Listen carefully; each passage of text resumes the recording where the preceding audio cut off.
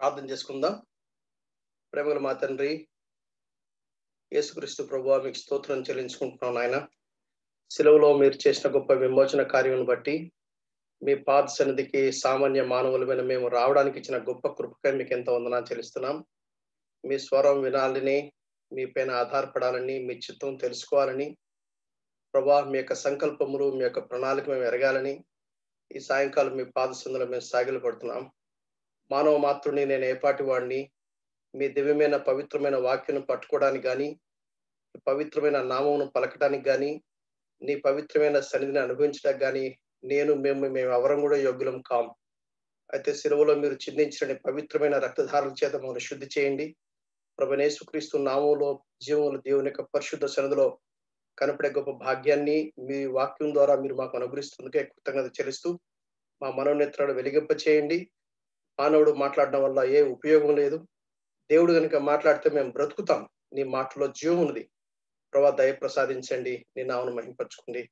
ఎటువంటి డిస్టర్బెన్స్ లేకుండా ఈ సాయంకాలం మా దేవుని యొక్క ముఖ దర్శనం చేసుకోవడానికి మాకు సహాయం చేయమని, మనుషులమని మేము తగ్గాలి, నీవు హెచ్చించబడాలి. యేసుక్రీస్తు వారి నామమున ప్రార్థించి వేడుకుంటున్నాము తండ్రి. ఆమేన్, ఆమేన్, ఆమేన్. ఈరోజు మనము యోనా గ్రంథం గురించి కొన్ని విషయాలు నేర్చుకోవడానికి మనము ప్రయత్నం చేద్దాం. యోనా గ్రంథము 1వ అధ్యాయం మొదటి 2 వచనాలు నేను చదువుతున్నాను. యెహోవా వాక్కు అమిత్తయి కుమారుడైన యోనాకు ప్రత్యక్షమై ఇలాగు సెలవిచ్చెను.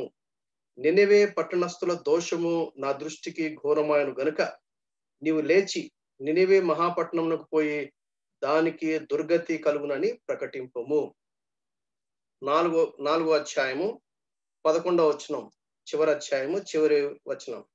అయితే 120,000 కంటే ఎక్కువై కుడి ఎడమలు ఎరుగని బహు జనమును బహు పశువులను గల నినెవే మహాపురం విషయంలో నేను విచారపడవద్దా అని యోనాతో సెలవిచ్చెను. దేవుడి ఈ వాక్యాన్ని మన కొరకే దీవించి ఆశీర్వదించి మనతో మాట్లాడను గాక. యోనా అనే పదానికి హెబ్రీ భాషలో డవ్ అని దాని మీనింగ్. గత్తెపరు ఊరివాడు, ఈ ఊరు నజరేతు దగ్గర ఉంది అని మనకు అర్థమవుతుంది. యోహాను సువార్తలో 7వ అధ్యాయంలో ఏమని రాయబడిందంటే, అసలు గలిలయ నుంచి ప్రవక్తలు పుడతారా అని అన్నారు. They are wrong. పరిచయులు కరెక్ట్ కదా అంటే, బహుశా ఈ యోనాను నార్దర్న్ కింగ్డమ్ లో వాళ్ళు సరిగా యాక్సెప్ట్ చేసినట్లేరని ఆ విధంగా మనం అనుకోవచ్చు. యోనా అమిత్తయి కుమారుడు. జెరోబోయం 2 ఆ పరిపాలన కాలంలో ఈయన పరిచర్య చేసినట్టుగా మనకు అర్థమవుతుంది. ఈ యోనా పరిచర్య 2వ రాజుల గ్రంథం 14వ అధ్యాయం 25వ వచనం కనుక చూసినట్లయితే, ఉత్తరం వైపు ఉన్నటువంటి 10 గోత్రాల ఇశ్రాయేలీయుల మధ్యలో ఆయన ఒక ప్రవక్తగా పరిచర్య చేసినట్టుగా మనకు అర్థమవుతుంది. కానీ ఈ ప్రత్యేకంగా ఈ ప్రవచన వాక్యము నినెవేను ఉద్దేశించి చెప్పబడిన ప్రవచన వాక్యం. ఈ నినెవే పట్టణం ఏమిటి అంటే అష్షూరీయుల పరిపాలనకు కేంద్రం. ఈ అష్షూరీయులు సిరియనులు, ఆ తర్వాత ఫిలిస్తీయులు, వీరు మాటిమాటికి ఇశ్రాయేల్ మీద దండెత్తి ఇశ్రాయేల్తో యుద్ధం చేసేవాళ్ళు కనుక ఈ అష్షూరీయులు ఇశ్రాయేలుకు శత్రులుగా ఉన్నారు. ఈ విషయాన్ని మనం గుర్తించాలి. ఈ యోనా గ్రంథంలోని ఆశ్చర్య విషయాలు కనుక చూస్తే కొంతమంది దీన్ని అంగీకరించడం కొంచెం కష్టం అవుతుంది. ఎందుకంటే చేప కడుపులో యోనా 3 దినాలు ఉండటం ఏంటి, అది ఎట్లా సాధ్యమవుతుంది అని వాళ్ళు అంటారు. కానీ మత్తయి సువార్త 12వ అధ్యాయము 38 నుంచి కనుక చూసినట్లయితే, యేసుక్రీస్తు వారు ఈ ప్రస్తావన తీసుకొస్తాడు. అంటే ఇది is not a story, it is really happened అని మనము తప్పనిసరిగా గ్రహించవలసిన అవసరత ఎంతైనా ఉంది. యేసుప్రభు కనుక ఆ మాట చెప్పకపోతే యోనా గ్రంథాన్ని బహుశా చాలా మంది తృణీకరించిండేవాళ్ళు. బహుశా ఇది పరిశుద్ధ గ్రంథంలో చేర్చి ఉండేవాళ్ళు కాదు. అప్పుడు శాస్త్రులలోను పరిచయులలోను కొందరు బోధకుడా, నీ వలన ఒక సూచక క్రియ చూడవచ్చున్నామని ఆయనతో చెప్పగా ఆయన ఇట్లనెను, వ్యభిచారులైన చెడ్డతరం వారు సూచక క్రియను అడుగుతున్నారు. ప్రవక్త అయిన యోనాను గూర్చిన సూచక క్రియే గాని మరి ఏ సూచక క్రియను వారికి అనుగ్రహింపబడదు. యోనా 3 రాత్రింబవళ్ళు త్రిమంగళము కడుపులో ఎలాగుండెనో అలాగూ మనుష్య కుమారుడు 3 రాత్రింబవళ్ళు భూగర్భములో ఉండును. నినెవే వారు యోనా ప్రకటన విని మారు మనసు పొందిరి గనుక విమర్శ దినమున నినెవే వారు ఈ తరం వారితో నిలవబడి వారి మీద నేరస్థాపన చేతురు. ఇదిగో యోనా కంటే గొప్పవాడు ఇక్కడ ఉన్నాడు. అంటే యేసుక్రీస్తు తనే చెప్తున్నాడు ఏమని అంటే, ఈ యోనా గ్రంథం అనేది it is a real story, అది కట్టుకథ కాదు. కాబట్టి ఇందులో వ్రాయబడిన ప్రతి మాట మనం పర్సనల్ గా మనం యాక్సెప్ట్ చేయొచ్చు. ఈ యోనా గ్రంథం యొక్క సారాంశం గనక ఒక మాటలో చెప్పాలి అంటే, మిషనరీ గాడ్, మన దేవుడు సువార్త ప్రకటించి ఎవరూ నశించకుండా అందరూ రక్షణలోకి రావాలని ఉద్దేశించినవాడు. ఏం చేతనంటే, వీళ్ళు యూదులు కాదు, వీళ్ళు ఇశ్రాయేలులు కాదు, వీళ్ళు అన్యులు. అయినా సరే దేవుడు వారి మధ్య కూడా తన సందేశాన్ని తీసుకెళ్ళాడు అనే సత్యము మనకు అర్థమవుతుంది. Hour God is a machinery God, God of the Bible is ఆ మిషనరీ గాడ్ అనేది మనకు అర్థమవుతుంది. మిషనరీ గాడ్ అనగానే మనకు ఒకటి గుర్తు రావాలి. ఏం గుర్తు రావాలి? Great commission. మార్క్స్ వార్త 16వ అధ్యాయం 15వ వచనం. అందరూ కంఠస్థం పెట్టాలి. మీరు సర్వలోకానికి వెళ్ళి సర్వ సృష్టికి సువార్తను ప్రకటించుడి. ఈ మాట రాజుల రాజు ప్రభుల ప్రభు చెప్తున్నాడు. దేవుడు ఏది చెప్పినా అది ఆజ్ఞ అవుతుంది, కానీ అది మనవి, రిక్వెస్ట్ కాదు. ఒకవేళ మీరంటే ఎవరు? శిష్యులు కదా. మనం గనక వాక్యంలో వ్రాయబడినట్టుగా మనము సర్వలోకానికి వెళ్ళి, అంటే యాక్చువల్లీ దీన్ని ఎలా అర్థం చేసుకోవాలంటే, గో అండ్ ప్రీచ్ గాస్పల్ అని. గో అంటే అర్థం ఏంటంటే, as you keep going, as you keep working, మనం ఏ ఉద్యోగం అయితే చేస్తున్నామో, ఏ సంసారం అయితే చేసుకుంటున్నామో, ఏ వ్యాపారం అయితే చేస్తున్నామో, ఏ పని పాటల్లో అయితే ఉంటున్నామో, అది చేస్తూ చేస్తూ సర్వ సృష్టికి, అంటే ఆ దేవుడు మనల్ని ఎక్కడైతే పెట్టాడో వారి మధ్యలో సువార్త ప్రకటించండి అని దేవుడు మనకు ఆజ్ఞాపిస్తా ఉన్నాడు.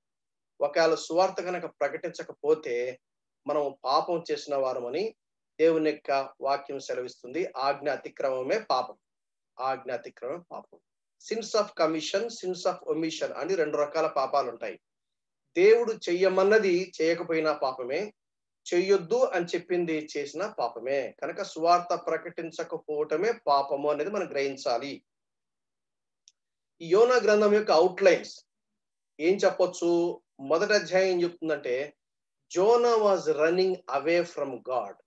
యోనా దేవుని దగ్గర నుంచి పారిపోతున్నాడు. మొదటి అధ్యాయం అంటే ఒక స్టేట్మెంట్ లో చెప్పాలంటే. రెండో అధ్యాయం చెప్పాలంటే, Jonah is running to God, ఆయన దేవుని వైపుకు పరిగెడుతున్నాడు. మూడో అధ్యాయంలో he should have ran for God, కానీ he's not walking, he's walking for God, he's not running. ఆయన నడుస్తూ దేవుని దగ్గరికి వెళ్ళాడు, పరిగెత్తుకుంటూ వెళ్ళా. 4వ వచనం, హీఈస్ రన్నింగ్ అగేన్స్ట్ గాడ్, దేవునికి వ్యతిరేకంగా ఆయన పరిగెడుతున్నాడు అని 4 మాటలు ఈ విధంగా ఒక్కొక్క అధ్యాయాన్ని ఆధారం చేసుకుని మనం చెప్పొచ్చు. దేవుని వాక్యాన్ని చదివేటప్పుడు ఈ విధంగా మనం భాగాలు చేయాలి. అది మీ క్వైట్ టైమే కానివ్వండి, వాక్య బోధనే కానివ్వండి. ఒక చాప్టర్ తీసుకున్నప్పుడు ఆ చాప్టర్ అంతా 1కి 10 సార్లు చదివి ఆ చాప్టర్ కి ఏ పేరు పెట్టొచ్చు అన్నంత లెవెల్లో వాక్యంలోని సారాంశం మనం అర్థం చేసుకోవాలి. తర్వాత మొదటి అధ్యాయం, Zona is running away from God. యోనా గ్రంథంలో మొదటి 2 వచనాలు కనుక మనం చూసినట్లయితే, దేవుడు యోనాకు ఒక కమిషన్ ఇస్తున్నాడు. ఏమని కమిషన్ ఇస్తున్నాడు? నినెవే పట్టణస్థుల దోషము నా దృష్టికి ఘోరమాయను గనక నీవు లేచి నినెవే మహాపట్టణమునకు పోయి దానికి దుర్గతి కట్టునని ప్రకటించుము.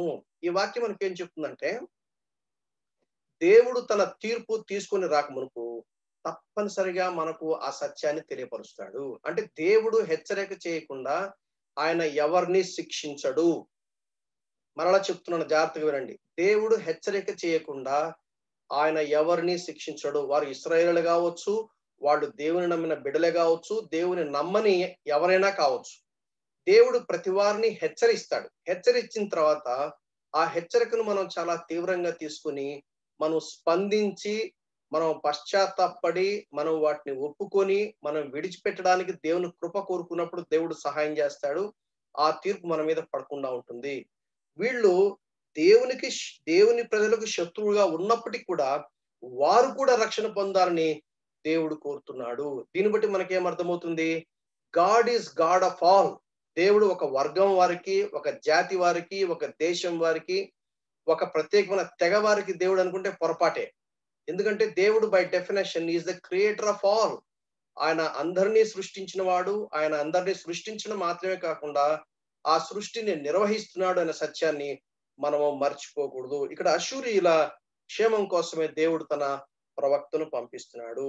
అయితే ఏం చేశాడు ఆయన? ఎందుకని Zona is running away from God? మొదటి అధ్యాయంలో సారాంశము 3వ వచనం. అయితే యెహోవా సన్నిధి నుండి తర్షీషునకు పారిపోవలనని యోనా యొప్పేకు పోయి తర్షీషునకు పోవు ఒక ఓడను చూచి ప్రయాణమునకు కేవి ఇచ్చి యెహోవా సన్నిధిలో నిలవక ఓడ వారితో కూడా తర్షీషునకు పోవుటకు ఓడ ఎక్కెను. ఇప్పుడు ఏం చేశాడంటే, ఈ అష్షూరీయులు అనేది యోనా ఉన్నటువంటి స్థలం నుండి అది నార్త్ ఈస్ట్ వైపు ఉంటది. ఏది? నినేవే పట్టణం. కానీ తర్షీసు వెస్ట్ అంటే డయామెట్రికల్లీ ఆపోజిట్ డైరెక్షన్ లో వెళ్తా ఉన్నాడు. ఎందుకని వెళ్తా ఉన్నాడు? బహుశా ఈ యోనా చరిత్ర కనుక జాగ్రత్తగా మనం ధ్యానం చేస్తే మనకి ఏం అర్థమవుతుందంటే, ఆయన దేవుని ప్రజల క్షేమం మాత్రమే ఉండాలి. దేవుని ప్రజలు మాత్రమే క్షేమంగా ఉండాలి. దేవుని ప్రజలకు శత్రువులుగా ఎవరైతే ఉన్నారో వాళ్ళు నాశనం అవ్వాలి, వాళ్ళు బాగుపడడానికి ఇష్టం లేదు. ఎందుకంటే 4వ అధ్యాయంలో 2వ వచనంలో ఆయన అంటాడు చూడండి. 4వ అధ్యాయం 2వ వచనం.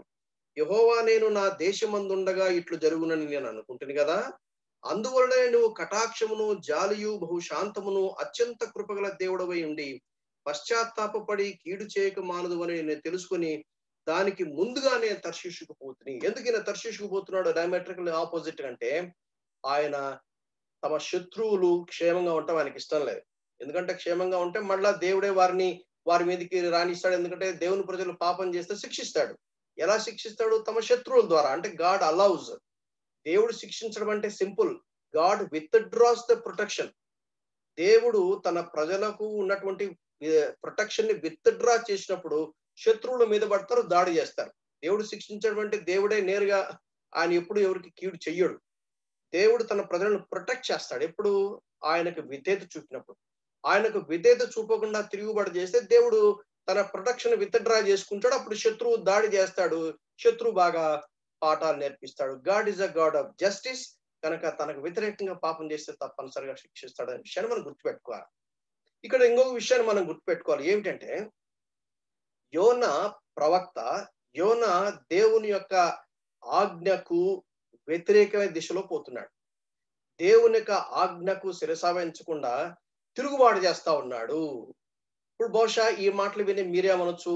నేను ప్రవక్తను కాదు కదా, కాబట్టి ఇది నాకు సంబంధించింది కాదు అంటారు. యాక్చువల్ గా మనం కంపార్ట్మెంటలైజ్ చేసాం. ఏంటి కంపార్ట్మెంటలైజ్ చేసామంటే, సేక్రెడ్ సెక్యులర్ అని టూ సపరేట్ డిపార్ట్మెంట్స్ చేశాం. సేక్రెడ్ అండ్ సెక్యులర్ అంటే ఆదివారము, సోమవారం నుంచి శనివారం. ఆదివారం దేవుని ఆరాధనకి వెళ్ళినప్పుడు స్పిరిచువల్ గా ఉండాలా, మిగిలిన రోజులు స్పిరిచువాలిటీకి సంబంధం లేదు. లేక దేవుని మందిరంలో ఉండటమే స్పిరిచువల్, దేవుని మందిరంలో ఉండకుండా ఆఫీస్ లో ఉంటే స్పిరిచువల్ కాదు. దేవుని మందిరంలో ఉన్నప్పుడు దేవుని ఆరాధన చేస్తాము, మిగిలిన దినాల్లో ఆరాధనకి సంబంధం లేదు. That's wrong. Actually there is nothing like spiritual secret. ఇంకొక అడుగు ముందుకేసి నేనేం చెప్పదలుచుకున్నానంటే, full time, part time, half time సేవలు లేవు. All believers are all time servants of God. అంటే రక్షణ పొందిన ప్రతి విశ్వాసి ఓ ఇంజనీరే అవ్వచ్చు, ఓ డాక్టరే అవ్వచ్చు, లేక ఓ సైంటిస్టే అవ్వచ్చు, ఓ క్లర్కే అవ్వచ్చు, లేకంటే ఓ టీచరే అవ్వచ్చు, ఓ నర్సే అవ్వచ్చు, మీరు ఎవరు లేక ఇళ్ళలే అవ్వచ్చు, ఎవరైనా అవ్వచ్చు. దేవుడు తన సంకల్పం ప్రకారంగా ఎవరినైతే ఎలా ఉండాలని పిలిచాడో వాళ్ళు ఆ ఏరియాలో దేవుడు చెప్పింది చెప్పినట్టుగా చేయాలి. యోనా చేసినట్టుగా కనుక మనం చేస్తే we will pay for it అనే సత్యాన్ని మనం ఈ స్టడీ చేస్తున్నప్పుడు ప్రారంభంలోనే ఆ సత్యాన్ని మనం గ్రహించాలి. దేవుడు యోనా ప్రవక్త గనక నీ ప్రవక్త ప్రవచనం ఇలా చెయ్యి అని చెప్పాడు, ఆయన అడ్డం తిరిగాడు.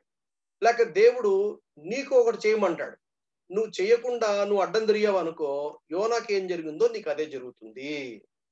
ఈ గత్తేపరు నుండి నినివేకి బహుశా 500 మైళ్ళు ఉండొచ్చు, అంటే 805 కిలోమీటర్లు. కానీ గత్తేపరు నుంచి తర్షీష్కు 2000 మైల్స్, అంటే 3220 కిలోమీటర్స్. చూసారా? ఈ కంప్లీట్లీ ఇదేమో నార్త్ ఈస్ట్ వైపు ఉన్నది, ఇదేమో వెస్ట్ వైపు ఉన్నది. ఎంత డయామెట్రికలీ ఆపోజిట్ దూరం వెళ్ళిపోతున్నాడు చూడండి. Which is wrong, which is wrong, which is wrong. తర్షీష్ ఏమో మనకు వెస్ట్ వైపున ఉంటుంది, నినివేనేమో అది ఎటువైపు ఉంటుంది? అది నార్త్ ఈస్ట్ వైపు ఉంటుంది. అంటే డిస్టెన్స్ కూడా చూస్తే దాదాపు 4 times అంటే దేవుడు చెప్పిన మాటకి డయామెట్రికల్లీ ఆపోజిట్ గా 4 టైమ్స్ వెళ్ళటానికి కూడా ఆయన సిద్ధంగా ఉన్నాడు. అంటే చూడండి ఆయన మనసులో ఈ యొక్క ఈ యోనా ప్రవక్త ఎంత స్టబ్బన్ గా ఉన్నాడో మీరు ఒకసారి ఆలోచిస్తే మనకేమనిపిస్తుందంటే ఐఎమ్ నో లెస్. అద్దంలో చూసినప్పుడు నేను కూడా ఇంతే కదా అని చాలా సార్లు మనం అనుకునేంతగా ఆయన మన పిక్చర్ ని అక్కడ పెట్టినట్టుగా మనకు అనిపిస్తుంది. మొదటి అధ్యాయము 4వ వచనం. అయితే యెహోవా సముద్రం మీద పెద్ద గాలి పుట్టించగా సముద్రమందు గొప్ప తుఫాను రేగి ఓడ బద్దలైపోవు గతి వచ్చెను. సర్వసాధారణంగా ఈ తుఫాన్ లాంటి పరిస్థితులు వచ్చినప్పుడు మనం ఏమనుకుంటామంటే సైతాన్ తీసుకొచ్చాడు, సైతాన్ తీసుకొచ్చాడు, సైతాన్ తీసుకొచ్చాడు. అనవసరంగా వానికి ఎందుకు ఎక్కువ మార్కులు వేస్తారు. దేవునికి తిరుగుబాటు చేసినప్పుడు దేవుడే మన జీవితంలో తుఫాన్ లాంటి పరిస్థితులు తీసుకొస్తాడు. ఈ సందర్భంలో మనం గ్రహించాలి. కాబట్టి మన జీవితాల్లో వచ్చే వ్యతిరేకమైనటువంటి పరిస్థితులు ప్రతిసారి సాతాను తీసుకొచ్చాడు అంటాం కరెక్ట్ కాదు. ఇక్కడ యోనా జీవితంలో ఏం జరిగిందంటే దేవుడు ఒక పెద్ద గాలి పుట్టించాడు. దేవుడు సముద్రం మీద గొప్ప తుఫాను తీసుకొచ్చాడు. ఓడ బద్దలైపోతుంది అని ఓడలో ఉన్నటువంటి నావికులు మెరైనర్స్ కి బాగా అర్థమైపోయి దాంట్లోంచి ఎట్లా బయటపడాలని చెప్పి వాళ్ళు రకరకాల ప్రయత్నాలు చేస్తున్నారు. ఒక మాట గుర్తుపెట్టుకోండి, దేవునికి వ్యతిరేక దిశలో మీరు ప్రయాణం చేస్తే మీ ప్రయాణం సాఫీగా సాగదు. బిగినింగ్ లో చాలా బాగానే ఉంటది. ఇప్పుడు చూడండి మనం ఏమనుకోవాలి, యోనా ఆపోజిట్ డైరెక్షన్ వెళ్తున్నప్పుడు టికెట్ దొరికిందా లేదా? టికెట్ దొరికింది. బర్త్ దొరికిందా లేదా? బర్త్ దొరికింది. ఎటువంటి బర్త్ దొరికిందంటే మోస్ట్ కంఫర్టబుల్ బర్త్ దొరికింది. దేవుని చిత్తానికి వ్యతిరేకంగా పోతే ఏమీ సవ్యంగా జరగదు అని అనుకోబాకండి. సవ్యంగా జరిగినంత మాత్రాన అది దేవుని చిత్తం అనుకుంటే పొరపాటే. ఇక్కడ దేవునికి వ్యతిరేకంగా జరుగుతున్నాడు. మరి దేవుడే ఆయనకి టికెట్ దొరకకుండా చేయాలి కదా, ఆయనకి అకామిడేషన్ దొరకకుండా చేయాలి కదా, అలా చేయడు. దేవుడు మనకు ఒక స్వచిత్తం ఇచ్చినప్పుడు ప్రతిసారి ఆ స్వచిత్తానికి మధ్య మధ్యలో వచ్చి ఆయన అడ్డు పెట్టడం. ఎందుకంటే దేవుని యొక్క లక్షణము, దేవుని యొక్క స్వరూపంలో ఒక భాగం ఏంటంటే ఫ్రీ విల్. ఆ ఫ్రీ విల్ మనకి చూడు మనం ఏం చేయాలంటే మన ఫ్రీ విల్ తో దేవునికి హృదయపూర్వకంగా లోబడాలి. అది దేవుడు కోరతాడు. ఇక్కడ యోనాకు టికెట్ దొరికింది, యోనాకు కంఫర్టబుల్ బర్త్ దొరికింది. వీళ్ళందరూ ప్రార్థన చేస్తుంటే ఆయన ప్రశాంతంగా పోయి అడుగుబడాలని నిద్రపోయాట. బట్ స్టిల్ రిమెంబర్ దట్ ఇక్కడ దేవుడు పెద్ద గాలి తుఫాను పుట్టించాడు. ఓడ బద్దలయ్యే పరిస్థితి ఏర్పడింది. అందుకని వీళ్ళు ఏం చేస్తున్నారు చూడండి 5వ వచనం. కాబట్టి నావికులు భయపడి ప్రతి వాడును తన తన దేవతను ప్రార్థించి ఓడ చులకన చేయుటకై అందులోని సరుకులను సముద్రంలో పారవేసి అప్పటికి యోనా ఓడ దిగుబాగున పోయి పండుకొని గాఢ నిద్రపోయి ఉండెను. గాఢ నిద్ర పట్టింది. దేవునికి వ్యతిరేకంగా పోతున్నప్పుడు అతను డిస్టర్బ్ అవ్వాలి కదా. కొన్నిసార్లు ఎక్కువ సార్లు మనం ఏమనుకుంటామంటే దేవుని చిత్తం అయితే పీస్ఫుల్ గా ఉంటుంది, ఏం డిస్టర్బెన్స్ ఉండదు, కంఫర్టబుల్ ఉంటుంది అనుకుంటున్నావా? ఇక్కడ చూడండి దేవుని చిత్తానికి వ్యతిరేకంగా పోతున్నాడు, గాఢ నిద్రపోయాడు, సౌండ్ స్లిప్ అయ్యాడు. వీళ్ళందరూ గడగడ వణుకుతున్నారు. ఎక్కడ దస్తామా ఏమని చెప్పి వారి దేవుళ్ళకు వాళ్ళు ప్రార్థన చేసుకుంటా ఉంటే మరి యోన కూడా అప్పని చేయాలి కదా వాళ్ళతో పాటు. Is just careless, is just not bothered about it. Is just that he's remember he's going diametrically against the will of God. దేవుని చిత్తానికి ఆయన వ్యతిరేకంగా పోతా ఉన్నాడు. 6వ వచనం. అప్పుడు ఓడ నాయకుడు అతని యుద్ధకు వచ్చి ఓయి నిద్రపోత నీకేమి వచ్చినది, లేచి నీ దేవుని ప్రార్థించుము, మనము చావకుండా ఆ దేవుడు మన యందు కనికరించునేమో. ఏమి ఏమి అడ్రస్సింగ్ అండి వాళ్ళది. మెరకల్. ఏమిటి మెరకల్ అంటే గొప్ప తుఫాన్ వచ్చింది, గొప్ప తుఫాన్ వచ్చింది. ఇప్పుడు వాళ్ళు ఏమంటున్నారంటే ఓయి నిద్రపోత నీకేమి వచ్చింది, లేచి నీ దేవుని ఎవరికి చెప్పాలి? యాక్చువల్ గా ఎవరు జీవం గల దేవుని సేవకుడైనటువంటి ఈ యోనా వాళ్ళకి మేలుకొలుపులు, వాళ్ళని నిద్రపోతుంటే మేల్కొనండి బాబు మీరు ఈ పని చేయండి అని అడగాల. అట్లాంటిది ఏమైందంటే రివర్స్ అయిపోయింది. వాళ్ళే వచ్చి నువ్వు చెప్తా ఉన్నారు. What a tragedy, what a tragedy, what a tragedy. నాకు అరవిందం గారని కర్నూలు సేవకుడు, చాలా గొప్ప సేవకుడు. మేము వాళ్ళ దగ్గర పిల్లలుగా మేము పెరిగాం కర్నూలు జిల్లాలో. ఆయన చెప్పేవాడు అల్లాహో అక్బర్ అని పొద్దున్నే నమాజ్ చేస్తా ఉంటే అరబ్బీ భాషలో వారు మహమ్మదీయ సోదరులు తమ దేవుడికి వాళ్ళు ప్రేయర్ చేస్తా ఉంటారు. కానీ అది ఓ క్రైస్తవుడికి ఓ హెచ్చరిక లాగా ఉంటదంట. ఏంట హెచ్చరిక? ఓయి నిద్రపోతా నీకేమి వచ్చింది, లేచి నీ దేవునికి ప్రార్థన చేసుకో. గుర్తుపెట్టుకోండి, 5 గంటలకు మీరు ఇంకా నిద్రపోతా ఉంటే, వాళ్ళు 5 గంటలకు లేసి నమాజ్ చదువుతా ఉంటే, వాళ్ళ దేవునికి చేసే ప్రార్థన తెలుగులో నీకిచ్చే హెచ్చరిక ఏంటో తెలుసా? యోనా 1:6 ఓయి నిద్రపోతా, నీకేమి వచ్చినది, లేచి నీ దేవునికి ప్రార్థన చేసుకో. ప్రియమైన సహోదరి సహోదరులారా, మన జీవితాల్లో తుఫాను లాంటి పరిస్థితులు వస్తున్నప్పుడు, మన జీవితాల్లో ప్రమాదకరమైన పరిస్థితులు ఎదుర్కొంటున్నప్పుడు లేచి ప్రార్థన చేసే అనుభవం మనకుందా? యాకోబు పత్రికలో ఒక మంచి మాట అంటారు చూడండి, చిన్న డైగ్రెషన్ అది. ఎందుకంటే అక్కడక్కడ కొన్ని మంచి విలువైన వాక్యాలు చెప్పినప్పుడు ఊరికి కొంచెం అట్లా గుర్తు చేసుకుందాం. దాని గురించి ఎక్కువగా మనం స్టడీ చేయము. యాకోబు పత్రిక 5వ అధ్యాయం 13వ వచనం, మీలో ఎవరికైనా శ్రమ సంభవించనా ఏం చేయాలి? పోయి వాళ్ళ వీళ్ళ కంప్లైంట్ చేయాలా? అతడు ప్రార్థన చేయవలెను. అది జరగాలి. ఏంటి ప్రార్థన చేయటం అంటే? దేవుడి దగ్గరికి వెళ్ళి, ఇదిగో ప్రభువా, ఈ తుఫాన్ లాంటి పరిస్థితి వచ్చింది, ఈ ప్రాణాపాయం లాంటి మరణగండం వచ్చింది, ఈ పరిస్థితి వచ్చింది, మమ్మల్ని ఆదుకోగలిగింది నీవే, మమ్మల్ని బాగు చేయగలిగింది నీవే, ఈ సంగతి సరిచేయగలిగింది నీవే, మమ్మల్ని తప్పించేది నీవే. మాలో ఏమన్నా పొరపాటు ఉందా? మేమేమన్నా తిరుగుబాటు చేశామా? మా వల్ల వచ్చిందా ఈ గొప్ప తుఫాను? అయ్యా మమ్మల్ని కాపాడండి. మా పాపములు, మా తప్పులు, మా పొరపాట్లు, మా బుద్ధిహీనత, మా అజ్ఞానం మరి మనం క్షమించండి అయ్యా అని అడగాలా లేదా? Is just not bother. పోయి నిద్రపోతా ఉన్నాడు, నిద్రపోతాడు. అన్యులు వచ్చి చెప్తా ఉంటే చాలా అగ్లీగా ఉంది. ఈ సిచ్యువేషన్ చాలా అగ్లీగా ఉంది. Very very ugly situation, very very ugly situation.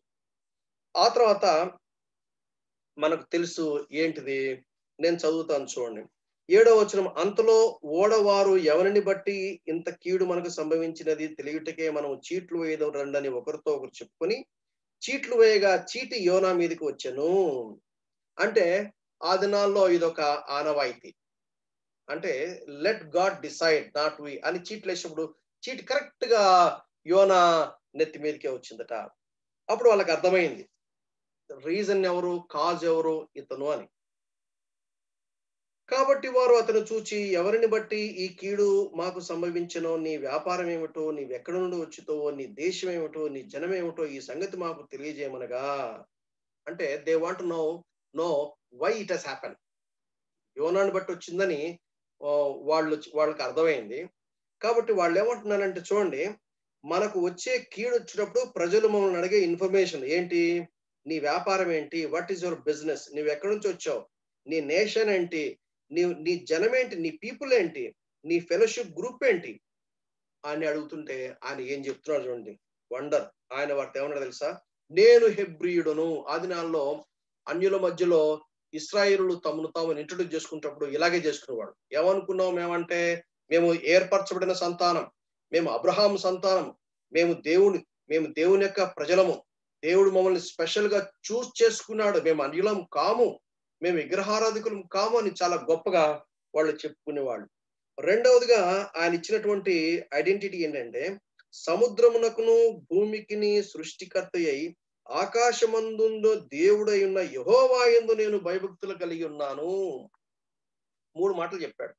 I am a Hebrew అన్నాడు. రెండవది, నేను దేవునికి భయపడువాడును. ఈ దేవుడు ఎవరు? ఆకాశమును భూమిని సృష్టించినటువంటి సృష్టికర్త అయిన దేవుడు. ఎందుకంటే బయలు దేవతను వాళ్ళు ఎక్కువగా వాళ్ళు పూజించేవాళ్ళు. ఈ బయలు దేవత ఆకాశపు దేవత కింద వాళ్ళు భావించేవాళ్ళు. ఇక్కడ ఈ యోనా ఏం చెప్తున్నా అంటే, నేను సేవించే దేవుడు సార్వభౌముడైన దేవుడు, ఆయన సృష్టికర్త అయిన దేవుడు, సృష్టిని నిర్వహించే దేవుడు. అంటే చెప్పకే చెప్తున్న పాయింట్ ఏంటంటే, ఈ తుఫాన్ ఎందుకు వచ్చింది అనుకున్నావు? నన్ను బట్టే వచ్చింది అని చెప్తా ఉన్నాడు.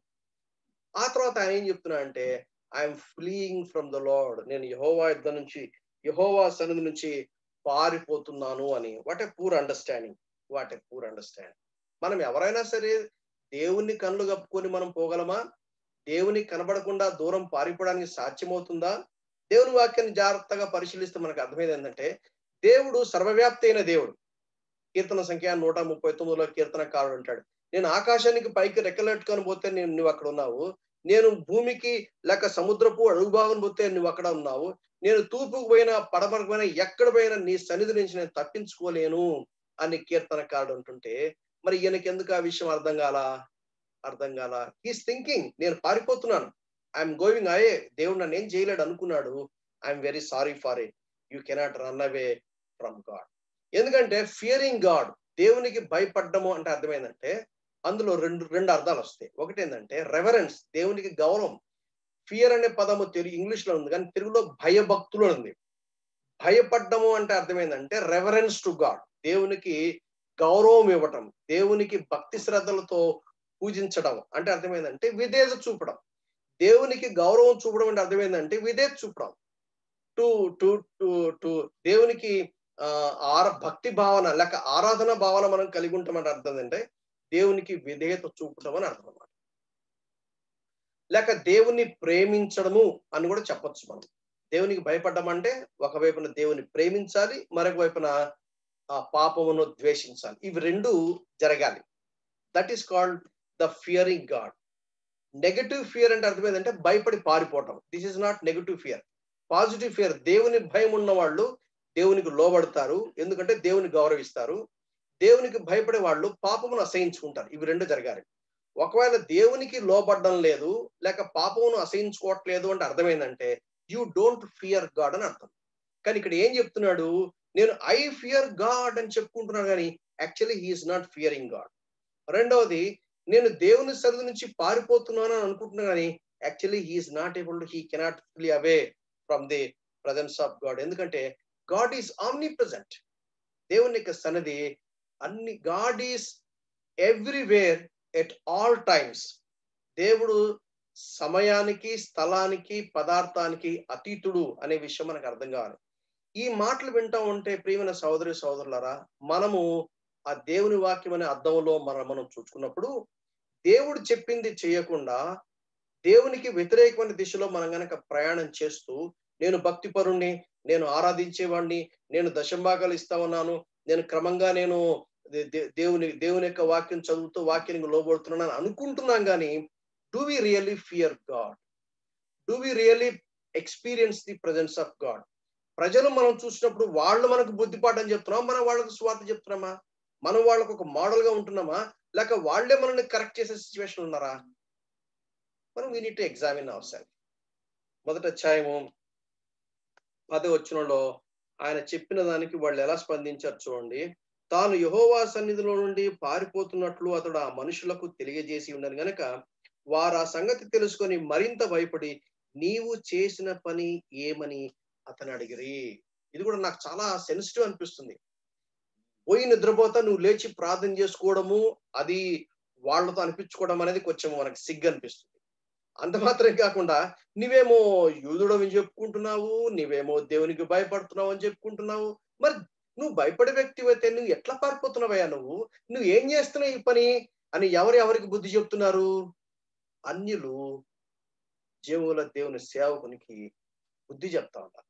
షేమ్ అనిపించింది, సిగ్గు అనిపించింది. నాకైతే చదువుతున్నప్పుడు, దాని గురించి ధ్యానం చేస్తున్నప్పుడు ఎవరన్నా నాకు ఇలా చెప్తే అబ్బా ఎంత అగ్లీగా ఉంటుందో, ఎంత అగ్లీగా ఉంటుందో. మనం ఒక మోడల్ గా ఉండి వాళ్ళకి సువార్త చెప్పాలి, కానీ వాళ్ళు మనకి ఇటువంటి హెచ్చరిక చేయడం చాలా గందరగోళం ఉంటుంది, చాలా గందరగోళం. ప్యాగన్స్ క్వశ్చనింగ్ ఏం, ఏందయ్యా నువ్వు చేసిన పని ఏంది, ఇట్లా చేసేమేంటి అని వాళ్ళు అడుగుతా ఉన్నారు. ఆ తర్వాత మనం చూసినట్లయితే మేము నీకేమి చేయవలనని అతన్ని అడుగగా 12వ వచనం చూడండి. నన్ను బట్టియే ఈ గొప్ప తుఫాను మీ మీదకి వచ్చిన నాకు తెలిసి ఉన్నది. నన్ను ఎత్తి సముద్రంలో పడవేయుడి, అప్పుడు సముద్రం మీ మీదికి రాకుండా నిమ్మళించడని అతడు వారితో చెప్పాడు. ఇదని క్లియర్ గా అర్థమైంది, తెలిసింది. నన్ను బట్టియే ఈ గొప్ప తుఫాను మీ మీదకి వచ్చింది అని నాకు తెలిసింది, కాబట్టి నన్ను ఎత్తి సముద్రంలో పడేయండి అంటున్నాడు. అరే ఇదేం లాజిక్ నాకు అర్థం కాదు. నువ్వు దుంకొచ్చు కదా, నువ్వు దుంకొచ్చా లేదా? నీకు అర్థమైంది అంటే అంటే ఈ నేరం వాళ్ళ మీద వేయడానికా? వాళ్ళు తోసేస్తూ నువ్వు పడినట్లు లెక్కనది. అందుకనే వాళ్ళు ఏం చేస్తున్నారు చూడండి, 13వ వచనము. వారు ఓడను దరి తెచ్చునట్లు తెడ్లను బహు బలముగా వేసి గాలి తమకు ఎదురై తుఫాను బలము చేత సముద్రము పొంగిండుట వలన వారి ప్రయత్నము వ్యర్థమాయను. కాబట్టి వారు యెహోవా నీ చిత్త ప్రకారం నీవే దీని చేసితివి, ఈ మనుష్యుని బట్టి మమ్మను లయం చేయకుందువుగా కానీ నిర్దోషుని చంపితరన్న నేరము మా మీద మోపకుందువుగా కానీ యెహోవాకు మనవి చేసుకుని. అన్యులు యెహోవా దేవుణ్ణి ప్రార్థిస్తున్నారు. ఈ మనిషి ఇంకా ప్రారంభం చేయలే. ఎవరు? ప్రవక్త. So called a prophet of God. Thus says the Lord, యెహోవా ఇలాగు సెలవిచ్చుచున్నాడు అని దేవుని పక్షంగా ప్రజల దగ్గరికి రావాల్సిన ఒక గొప్ప నాయకుడు. ప్రవక్తలు రాజుల దగ్గరికి పోతారు, ప్రవక్తలు రాజుల దగ్గరికి వెళ్ళి దేవుని యొక్క సందేశాన్ని అందిస్తారు. అటువంటి ప్రవక్త ఆయన దేవుని దగ్గరికి పోవడం లేదు, ఆయన దేవుని మనవి చేసుకోవట్లేదు. వీళ్ళు అన్యులు for the first time they knew the truth. First time వాళ్ళకి అర్థమైంది యెహోవా దేవుడు సృష్టికర్త, ఆయన సృష్టిని కంట్రోల్ చేసేవాడు, ఆయన చెప్పినందుకు ఇది వచ్చింది, ఈయన దేవుని సన్నిధి నుంచి పారిపోతున్నాడు, దేవునికి ఈయన బుద్ధి చెప్తున్నాడు, ఆయన మన ఓడలో ఉన్నాడు కాబట్టి ఈయనని బట్టి మనకు వచ్చింది. ఇప్పుడు ఈయనని ఇక్కడి నుంచి తొలగిస్తే తప్ప ఈ ప్రమాదం ఎవరు సాల్వ్ చేయలేరు అని వాళ్ళకి క్లియర్ గా అర్థమైపోయి వాళ్ళు దేవుని దగ్గర మొరపెట్టుకుంటున్నారు. నిర్దోషిని చంపితమన్న నేరం మా మీద పడుకుందుగా. కానీ వాళ్ళు ఏం చేశారు? 15వ వచనము, యోనాను ఎత్తి సముద్రంలో పడవేసిరి, పడవేగానే సముద్రము పొంగకుండా ఆగాను. What a miracle. ఇప్పుడు వాళ్ళకి క్లియర్ గా అర్థమవుతుంది ది హ్యాండ్ ఆఫ్ గాడ్, దేవుని యొక్క హస్తం వారికి క్లియర్ గా అర్థమవుతుంది. ప్యాగన్స్ వాళ్ళు చూస్తున్నారు, ఈ వ్యక్తికి తెలిసి కూడా స్పందించట్లా. జాగ్రత్తగా వినండి, ఈ అన్యులు విగ్రహారాధికులు వాళ్ళు స్పష్టంగా దేవుని యొక్క హస్తాలను చూడగలుగుతున్నారు, దేవుని యొక్క కార్యాలు చూడగలుగుతున్నారు, వాళ్ళు స్పందిస్తున్నారు సున్నితంగా. But where's this man of God, this prophet of God is not responding. So adamant. ఎంత మొండిగున్నాడో నాకు అనిపిస్తుంది. దేవుడు తన వాక్యంలో మనల్ని అలా చూపిస్తున్నట్టుగా అనిపిస్తుంది. ఎన్నో పర్యాయములు దేవుడు హెచ్చరిస్తున్నా మనం విధేయత చూపించాం. దేవుడు చెప్తున్నాడు, ఇదిగో నువ్వు చేసేది పాపము, నువ్వు నాకు ఇష్టమైన పని చేయట్లేదు, ఇది చేయటం వల్ల నాకు మహిమ రాదు, ఇది నా వాక్యానికి వ్యతిరేకం, ఇది నా పరిశుద్ధతకు వ్యతిరేకం, ఈ రిలేషన్షిప్ రాంగ్, ఈ ట్రాన్సాక్షన్స్ రాంగ్, ఈ పని నువ్వు విశ్వాసం చెప్పుకుంటున్నావు, తగినట్టుగా నువ్వు ప్రవర్తించట్లేదు, నీ ప్రవర్తన సరిగ్గా లేదు, నువ్వు చక్కదిద్దుకోవాలని దేవుడు చెప్తా ఉన్నాడు. వినట్లేదు, మొండిగా ఉన్నాం. Even we are willing to commit suicide. What a tragedy. This man is willing to die, but he's not willing to change. అప్పుడే యోనా ఏం చేసి ఉండాల్సింది? వెంటనే మోకరించి, ప్రభువా ఈ ప్రమాదం రావడానికి కారణం నేనే, వీళ్ళు దీంట్లో నశించకుండా నేను లోబడ్డానికి ఇష్టపడుతున్నాను, నేను వెనక్కి వెళ్తాను, ఈ తుఫాను తప్పించాను. ప్రేయర్ చేయొచ్చా లేదా? No, he's not doing. ఏమంటాడు తెలుసు పైపించు, మీరు నన్ను ఎత్తి అందులో పడండి. వాట్ ఏ సజెషన్ అండి, what a suggestion. He's passive, he's మౌనంగా ఉండిపోయినాడు, కామ్గా ఉండిపోయాడు, ఏమరగినట్టుగా ఉండిపోయాడు. వాళ్ళు ఇన్వెస్టిగేట్ చేసి వాళ్ళు పర్సూ చేస్తా ఉంటే ఒక్కోటి బయటకు వస్తాను. నన్ను ఎత్తి సముద్రంలో పడేయండి. వాళ్ళు ఏం చేశారంటే సముద్రంలో పడేయగానే సముద్రం పొంగకుండా ఆగిపోయిందని బైబిల్ చెప్తా ఉంది. అప్పుడు ఓడ నాయకులు ఏం చేశారు? యెహోవాకు భయపడి ఆయనకు బలి అర్పించి మొక్కుబళ్ళు చేశారు. ఇది చూడగా మనుషులు యెహోవాకు మిగులు భయపడి ఆయనకు బలి అర్పించి మొక్కుబళ్ళు చేశారు. అంటే they are making a covenant. వాళ్ళు చూశారు, దేవుని కార్యాలు స్పష్టంగా చూశారు. బలిపీఠం ఏం చేస్తుందంటే దేవుణ్ణి మనల్ని కలుపుతుంది. ఆ బలిపీఠమే ప్రభువైన యేసుక్రీస్తు వారు కల్వరి సిలువ అనే కొత్త నిబంధనలో మనం చెప్పగలం. ప్రియమైన సహోదరి సహోదరులారా, నీ స్టోరీ ఏంటి? What is your story? నువ్వు దేవునికి వ్యతిరేకంగా ఎంతకాలం పరిగెడతావు? ఎంతమంది నీకు సువార్త చెప్పాలి? నీ జీవితంలో ఎన్ని ప్రమాదాలు వచ్చాయో, ఎన్నిసార్లు దేవుడు నిన్ను రక్షించాడో ఇంకెన్నిసార్లు చెప్పాలి? Why don't you humble yourself? Why don't you accept the Lord Jesus Christ as your personal savior? బహుశా ఇది దేవునికి ఇచ్చే ఆఖరి అవకాశమేమో. ఈ మెరైనర్స్ ఏం చేశారంటే they are now reconciling with God. వాళ్ళు యోనా ఇంకేమేం చెప్పాడు ఇక్కడ మనకు రాయబడలా. అందుకనే ఈ బలి ఎందుకు అర్పిస్తున్నారు? బహుశా యోనా వాళ్ళకి కౌన్సిల్ చేసి ఉంటాడు, యోనాతో వాళ్ళు డిస్కషన్ పెట్టుంటారు వాళ్ళు. అయితే ఏం చేయాలి, మేమేం చేయాలి, ఏం చేస్తే దేవునికి మాకు రికన్సిలేషన్ కలుగుతుంది, దేవుని మౌని కలిపేది ఎవరంటే బహుశా వాళ్ళకి they have some knowledge, we don't know how they got it. అయితే ఇప్పుడు వాళ్ళు బళ్ళు అర్పిస్తున్నారు, దేవునికి మొక్కుబళ్ళు చేశారు వాళ్ళు. Now they reconciled with God.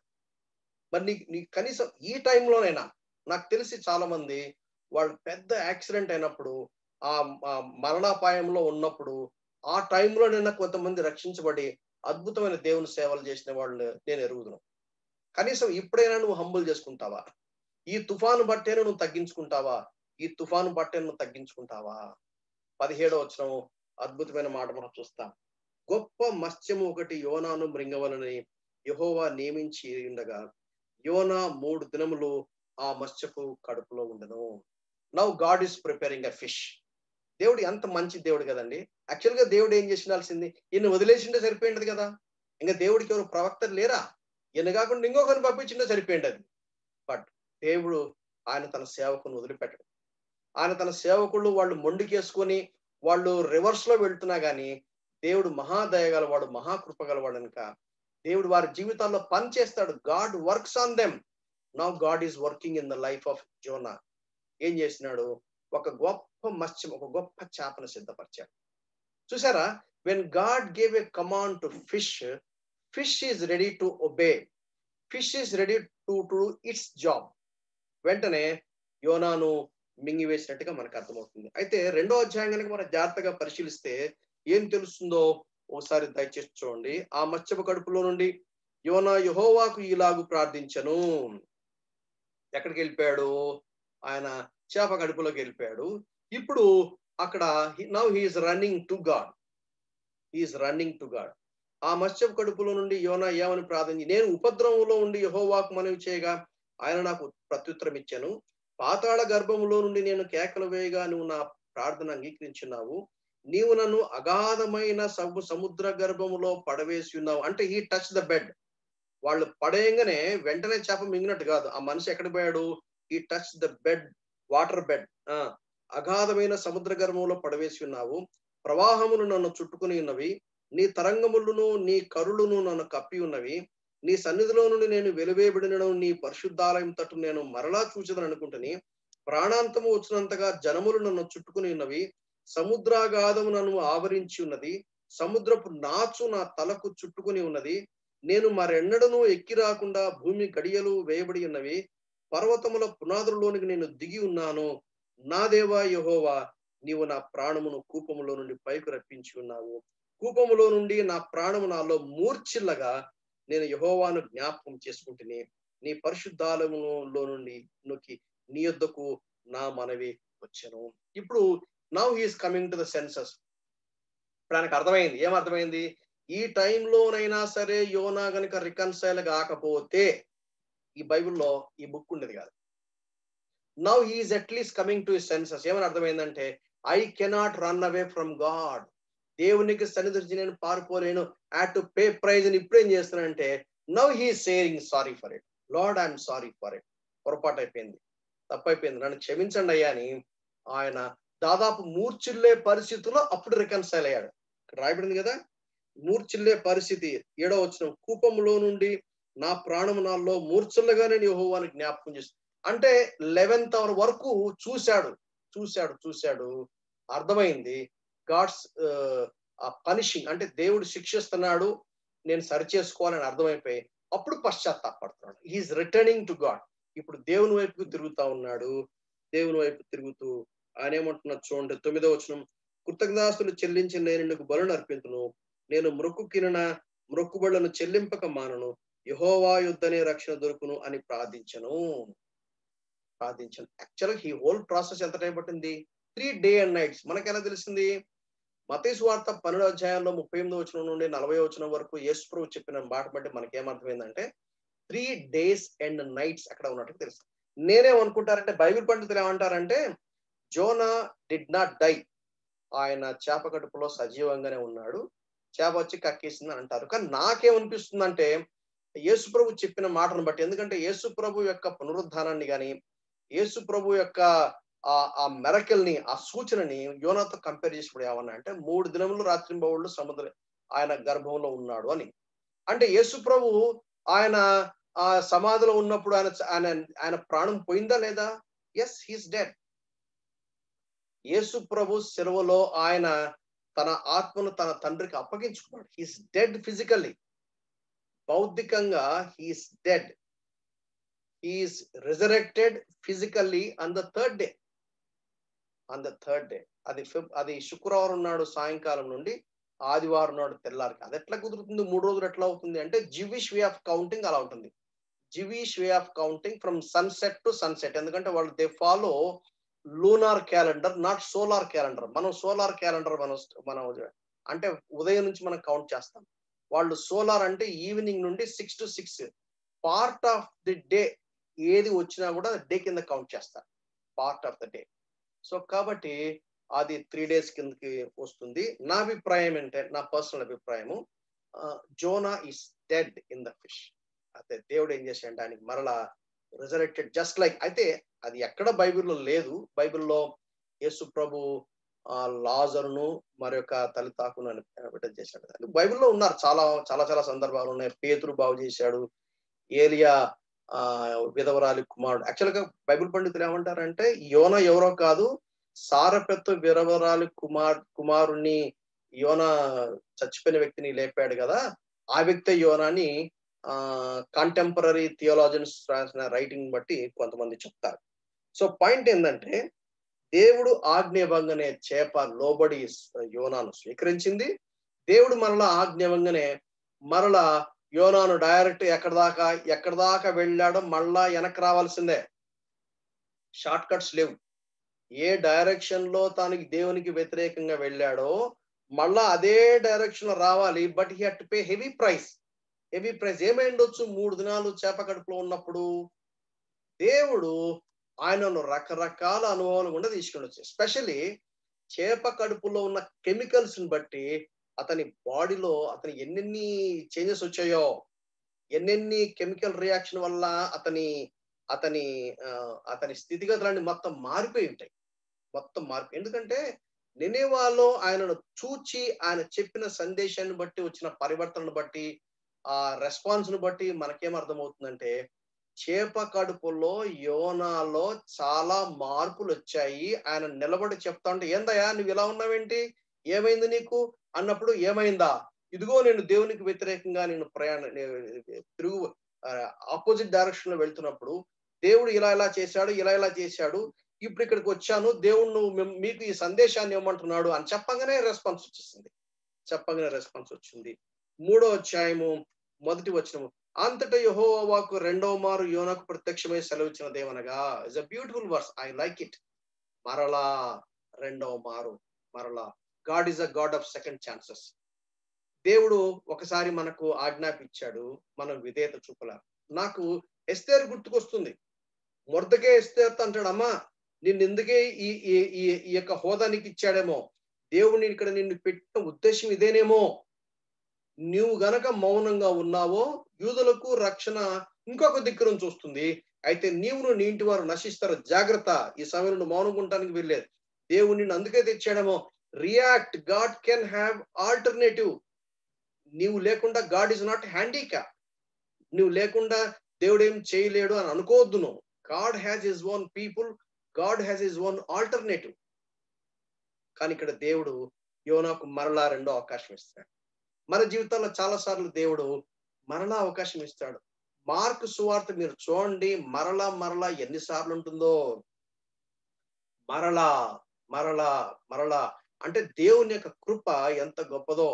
మన బలహీనతను గుర్తెరిగి, మన చేతకానితనాన్ని గుర్తెరిగి, మన అవిధేయతను గుర్తెరిగి, దేవుడు మనల్ని శిక్షించి నాశనం చేయకుండా మన జీవితాల్లో పనిచేస్తూ మనల్ని పశ్చాత్తాపడినట్లుగా మనల్ని సరైన పరిస్థితులు కల్పిస్తూ మనల్ని కన్ఫెషన్ లోకి తీసుకొచ్చు, కన్విక్షన్స్ లోకి తీసుకొచ్చే దేవుడు. What a God we have. ప్రియమైన సహోదరి సోదరులారా, ఈ సందేశం వింటున్నప్పుడు నీ పరిస్థితులు ఏమైనా గుర్తుకొస్తున్నాయా? దేవునికి వ్యతిరేకంగా నువ్వు పారిపోయిన పరిస్థితులు గుర్తుకొస్తే, come back to God, run back to God. కృతజ్ఞతాస్తులు చెల్లించి యెహోవా యొద్దనే రక్షణ దొరుకుతుందని ప్రార్థన చేయి. నువ్వు చేసిన ప్రతి పాపము ఒప్పుకో. నువ్వు దేవునికి వ్యతిరేకంగా చేసింది ఒప్పుకొని దాన్ని వదిలేసి మళ్ళా ప్రభు దగ్గరికి రా. God is willing to receive you. God is willing to take you back. ఆయన రిసీవ్ చేసుకొని క్షమించడం మాత్రం కాకుండా మరలా ఏ పని అయితే యోనాకు మొట్టమొదటి చెప్పాడో అదే పని మరలా చెప్తున్నాడు. మరలా 2వ మారు యోనాకు ప్రత్యక్షమై, నీవు లేచి నినివే మహాపురమునకు పోయి నేను నీకు తెలియజేయు సమాచారము దానికి చెప్పన్నాడు. యెహోవా ఆజ్ఞ వంగనే చెప్పినట్టుగా చేయడం జరిగింది. ఇప్పుడు దేవుడు మరలా అంటున్నాడు, గో గో, నేను చెప్పిన పని చేయి, నేను చెప్పిన పని చేయండి. ప్రియమైన సహోదరి సహోదరులారా, ఇప్పుడు యేసు ప్రభు పరలోక రాజ్యానికి ఎక్కిపోయాడు. అపోస్తల కార్యం మొదటి అధ్యాయము. వెళ్తూ వెళ్తూ మనకు అప్పగించి వెళ్ళిపోయాడు. పరిశుద్ధాత్మ నీ మీదకి వచ్చాడు, నువ్వు శక్తిని పొందుతావు, కనుక మీరు నాకు సాక్షులుగా ఉండండి అని చెప్పేసి దేవుని వాక్యాన్ని మనకిచ్చాడు, సంఘాన్ని మనకిచ్చాడు, కృపావరములు కలిగినటువంటి పరిశుద్ధులను బోధకులను మనకిచ్చాడు, మనకు హెచ్చరించే వాళ్ళు మనకిచ్చాడు, మన కోసం ప్రార్థన చేసేవాడు మనకిచ్చాడు, మనకు బుద్ధి చెప్పేవాడు మనకిచ్చాడు. ఎంత వెలుగు దేవుడు మనకిచ్చిన తర్వాత కూడా మరలా గనక మనం వెనక్కి రాకపోతే గుర్తుపెట్టుకోండి, you are responsible for your own sin. దేవుడు హెచ్చరించకుండా ఎవరిని శిక్షించడు. దేవుడు హెచ్చరించిన తర్వాత గనక సరిదిద్దుకొని చక్కదిద్దుకుంటే praise the Lord, praise the Lord. కానీ సరిదిద్దుకోకుండా నువ్వు గనక వెనక్కి వెళ్ళిపోయినావు అనుకో, you will pay for it, you will pay for it. నువ్వు గనక వెనక్కి వస్తే, now God has been working in the life of Jonah. దేవుడు మరొక ఛాన్స్ ఇస్తున్నాడు, ఇప్పుడు వెళ్ళి ఆయన తన పని నెరవేర్చాలి. యోనా 3వ అధ్యాయము. He's not running for God, he's only walking for God. చేప కడుపులోకి పోయినప్పుడేమో ఆయన బాగా పశ్చాత్తాపడి, రక్షణ యెహోవా ఆధీనము, దేవుడు దయ చూపిస్తాడు, దేవుడు క్షమిస్తాడు అన్నంత మాట బాగుంది. కానీ మరి ఇక్కడ ఎందుకు చూడండి, నేను చదువుతాను చూడండి. 3వ అధ్యాయము 3వ వచనం. కాబట్టి యోనా లేచి యెహోవా సెలవిచ్చిన ఆజ్ఞ ప్రకారము నినేవే పట్టణమునకు పోయెను. నినేవే పట్టణము దేవుని దృష్టికి గొప్పదై 3 దినముల ప్రయాణమంతా ప్రయాణం గల పట్టణము. యోనా ఆ పట్టణంలో 1 దిన ప్రయాణమంత దూరము సంచరించుచు. 3 దినాల ప్రయాణం అనంత దూరం ఉన్నప్పుడు యోనా ఏం చేయాలి? 3 దినాలు పోవాలి. కానీ హీఈస్ నాట్ గోయింగ్ 3. అందుకని స్పెసిఫిక్ గా చెప్పాడు. ఏమని చెప్పాడు? 4వ వచనము. యోనా ఆ పట్టణంలో 1 దిన ప్రయాణం అంత దూరము సంచరించచ్చు, ఇంకా 40 దినములకు నినేవే పట్టణము నాశనమగునని ప్రకటన చేయగా. నా అభిప్రాయము, నా అండర్స్టాండింగ్ ఏంటంటే, 3 దినాలు ప్రయాణం చేసే సువార్త యాక్చువల్లీ ఎంత కృతజ్ఞత కలిగి ఉండాలి. ప్రభువా, సముద్రపు అడుగునకు పోయి నేను, నువ్వు గొప్ప మెరకలు చేసావు. నువ్వు ఎప్పుడు కనీ విని ఎరగని మెరకలు ఏంటిదంటే, ఆ చేప కడుపులో నేను బతికి నేను బయటపడ్డా. నువ్వు నాకు పునరుద్ధానాన్ని ఇచ్చావు, నాకు ఆ కృపనిచ్చావు, నేను నీ కోసమే బతుకుతానని దేవుని కోసం బతకాలా లేదా? స్టిల్ ఆ పెంకితనం పోవట్లేదు. ప్రియమైన సహోదరి సహోదరులారా, బహుశా నీవు నేను కూడా ఇలాగే ఉన్నామేమో. ఒక పాఠం మనం నేర్చుకుందామా ఈ సాయంత్రం? ఈ సాయంకాలం దేవుని దగ్గరికి వెళ్ళి, ప్రభువా నేను కూడా యోనా లాగా, అయ్యో నేను విధేయత చూపిస్తాం కానీ సంపూర్ణంగా చూపించాం. Partial obedience is no obedience at all. గుర్తుపెట్టుకోండి, complete obedience is the obedience, partial obedience is not obedience. పోనీ ఆయన ఇచ్చిన సందేశం ఏంటి? ఇంకా 40 దినములకు నినేవే పట్టణం నాశనమగునని చెప్పాను. దేవుడు ఆయనకు చెప్పింది అదే. ఏమని చెప్పాడు? నినేవే పట్టణస్థుల దోషము నా దృష్టికి ఘోరమైన 1వ అధ్యాయం 2వ వచనం. గనుక నీవు లేచి నినేవే మహాపట్టణమునకు పోయి దానికి దుర్గతి కలుగునని ప్రకటించు. ప్రవక్తలకు తెలుసు. ఎందుకంటే ప్రవక్తలు దేవుని పక్షంగా ప్రజల వద్దకు వెళ్ళి ఎందుకు హెచ్చరిక చేస్తారు? ఎందుకు హెచ్చరిక చేస్తారంటే, నువ్వు చేసే పాపముల విషయమే నువ్వు పశ్చాత్తాపడి వాటిని ఒప్పుకొని విడిచిపెట్టు. దేవుడు దయగల దేవుడు, నీ పాపములు క్షమిస్తాడు, మరలా సమకూరుస్తాడు. ఇందాక చక్కగా ప్రార్థన చేశారు. హోషేయ గ్రంథంలో దేవుడు తన ప్రజలు చేసినటువంటి పాపమును బట్టి ఆయన వారితో ఒక నిబంధన చేసిన కారణం చేత దేవుడే 4 మెట్లు దిగి వచ్చి ఆయనే ఆహ్వానిస్తున్నాడు. నువ్వు వ్యభిచారం చేసేప్పుడు doesn't matter, come back, I will receive you. ఏ పురుషుడైనా చేస్తాడా? చేయడు, అయితే నేను చేస్తా రా అన్నాడు. ఆ తర్వాత యోవేలు గ్రంథాన్ని మనం ధ్యానం చేశాం. యోవేలు గ్రంథం కూడా అదే స్టోరీ. అందుకని ఏమన్నాడు? పెండ్లి కుమారుడు, పెండ్లి కుమార్తె, పాలు దాగే పసిబిడ్డ, యాజకులు మొత్తం రావాల్సిందే గోనపట్ట కట్టుకొని పశ్చాత్తాపం. హూ నోస్, ఒకవేళ దేవుడు క్షమిస్తాడేమో. Again here is the same story, here is the same story. ఇంకా 40 దినములకు నినేవే పట్టణం నాశనమగును అని చెప్పాడు. అయితే ఇట్స్ అ బ్యూటిఫుల్ రెస్పాన్స్ ఏంటి తెలుసా? Beautiful response. 5వ వచనం. నినేవే వారు దేవుని యందు విశ్వాసం ఉంచి ఉపవాస దినము చాటించి ఘనునేమి అల్పులేమి అందరూ గోనెపట్ట కట్టుకున్నరి. ఆ సంగతి నినేవే రాజునకు వినపడినప్పుడు అతడును తన సింహాసనం మీద నుండి దిగి తన రాజవస్త్రము తీసివేసి గోనెపట్ట కట్టుకుని బూడిదలో కూర్చుండెను. మరియు రాజైన తాను ఆయన మంత్రులకు ఆజ్ఞయగా, ఒకవేళ దేవుడు మనసు త్రిప్పుకొని పశ్చాత్తాపుడే మేము లయం కాకుండా తన కోపాగ్ని చల్లార్చుకున్నాడు గనక మనుషులు ఏది పుచ్చుకొనకూడదు. పశువులు గాని, ఎద్దులు గాని, గొర్రెలు గాని మేత మేయకూడదు, నీళ్లు తాకూడదు. మనుషులందరూ తమ దుర్మార్గతలను విడిచి తాము చేయు బలాత్కారం మానివేయులను. మనుషులేమి పశువులేమి సమస్తమును గోనపట్ట కట్టుకునేవాలను. జనులు మనఃపూర్వకంగా దేవుని వేడుకొనున అని దూతలు నినివే పట్టణంలో చాటించి ప్రకటన చేసిరి. ఈ ప్రకటన ఎవరు చేయాలి? యోనా చేయాలి. వీళ్ళు ఏవేవైతే చెప్తున్నారో ఈ మాటలన్నీ ఎవరు చెప్పి చేయాలి? యోనా చేయాలి. అయితే దేవుడు సెలవిచ్చినటువంటి మాట వీళ్ళు తీవ్రంగా తీసుకొని ఆ రాజే దూతలు పంపించి మొత్తం 3 దినాల ప్రయాణం ఎంత దూరం అవుతుందో బహుశా 6 lakhs పీపుల్ ఉండొచ్చు అని చెప్పి బైబిల్ పండితుల అభిప్రాయం. ఎందుకంటే చివరిలో అంటాడు కదా, 1,20,000 మంది. 11వ వచనం 4వ వచ్చాయి. 120,000 కంటే ఎక్కువ, అంటే 1,25,000 మంది పిల్లలు. 1,20,000 చిల్డ్రన్ అంటే పేరెంట్స్ ఇద్దరిని కలుపుకోండి. 1.5 lakh వేసుకోండి. 1.5 lakh చిల్డ్రన్. 1.5 lakh చిల్డ్రన్ అంటే వాళ్ళకి 3, 4.5 ముస్లిం మొత్తం కలిపితే 6 లక్షలు ఈజీగా అవుతారు కదా. 6 లక్షల జనాంగం ఉన్నదానికి ఒక రోజు చేస్తే పని అవుతుందా? చూడండి వాళ్ళ repentance, that is a real repentance. వాళ్ళు ఏం చేస్తున్నారు? వాళ్ళు దేవుని విశ్వాసం ఉంచి ఉపవాస దినము చాటించి ఘనులేమి అల్పులేమి అందరినూ గోనపట్ట కట్టుకున్నారు. యోవేలు గ్రంథంలో చెప్పబడిన మాట ఇక్కడ మనం రిఫ్లెక్షన్ మనం ఇక్కడ చూస్తాము. ఏ స్థాయికి వచ్చిందంటే రాజు కూడా దిగాడు, మంత్రులు దిగారు, తమ చెడుతనంలో వాళ్ళు మానుకున్నారు. 10వ వచనం 3వ అధ్యాయం. ఈ నినెవే వారు తమ చెడుతలను మానుకొనగా వారు చేయుచున్న క్రియలను దేవుడు చూచి పశ్చాత్తాపడే వారికి చేయుదునన్న మాట వారికి ఇచ్చిన కీడు చేయక మానను. That is our God. పశ్చాత్తాపడితే దేవుడు దయ చూపించే దేవుడు. తమ పాపమును గుర్తిరిగి వాటి విషయం ఐఎమ్ వెరీ సారీ లార్డ్, నీకు వ్యతిరేకంగా ఈ పాపం చేశాం. గుర్తుపెట్టుకోండి, sin is always primarily against God and then against the people concern. మొట్టమొదట దేవునికి వ్యతిరేకంగా తప్పిపోయిన కుమారుడే అన్నాడు. తండ్రి, నేను నీకును పరలోకానికి వ్యతిరేకంగా పాపం చేశానన్నాడు. అలాగే యోసేపు అన్నాడు, నేను దేవునికి వ్యతిరేకంగా ఎట్లా పాపం చేస్తానన్నాడు. సామ్ నంబర్ 51లో దావీదు అన్నాడు, నీకు విరోధంగా నేను పాపం చేశానన్నాడు. ప్రియమైన సహోదరి సహోదరులారా, ఈ యోనా చరిత్ర మనం ముందు పెడుతున్నప్పుడు యాక్చువల్లీ ఇది ఎలా ఉంటుందంటే దేవుని ప్రజలకు రోషం పుట్టాలి. ఎందుకంటే విగ్రహారాధికులు అశూరీయులు దేవుని యొక్క ఈయన ఈజ్ ఎ స్ట్రేంజర్. ఈ యోనా ప్రవక్త వీళ్ళ మధ్యలో ప్రవక్త కాదు, he's a stranger for them. ఒక స్ట్రేంజర్ వచ్చి దేవుని యొక్క వాక్యాన్ని చెప్తుంటే వాళ్ళు నమ్ముకున్న దేవుడు కాదు, వాళ్ళ శత్రువుల దేవుడు అయినప్పటికీ వాళ్ళు ఏం చేశారంటే they have taken it positively. Yes, this is from God. మేము నమ్ముకున్న దేవుళ్ళు సరైన దేవుళ్ళు కాదు, వీళ్ళు మమ్మల్ని రక్షించలేరు.